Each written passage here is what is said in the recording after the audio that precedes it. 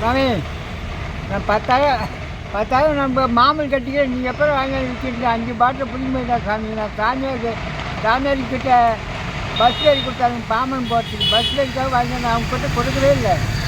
சரி ஆனால் நின்றுட்டேன். என்ன சரக்கு? என்ன பாட்டிலு? 45 சரக்கு, 45 ரூபா. பிராந்தியா? ஆமாம். யார் வந்து அப்பிட்டு போனா? இந்த ஊருக்காரன் 10,000 ரூபா பேசி மாமல் கட்டாடுமே அவன். பேர் என்ன தெரியுமா? பேர் தெரியாதுங்க. டெய்லி வந்து அவர்கிட்ட சரக்கு வாங்கியிருக்கீங்களா நீங்கள்? நான் வாங்கிட்டு அவன் தான் 5000 கொடுத்துருந்தான். முதல்ல வாங்குவீங்களா?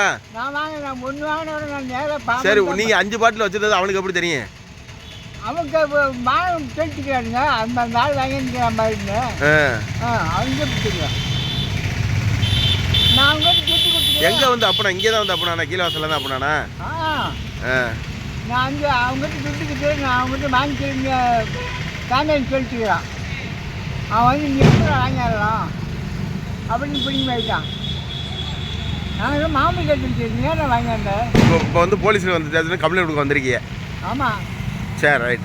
போலீஸில் ஐயாட்ட போய் சொல்லுவான், என்ன சொல்கிறான்னு பார்ப்போம்.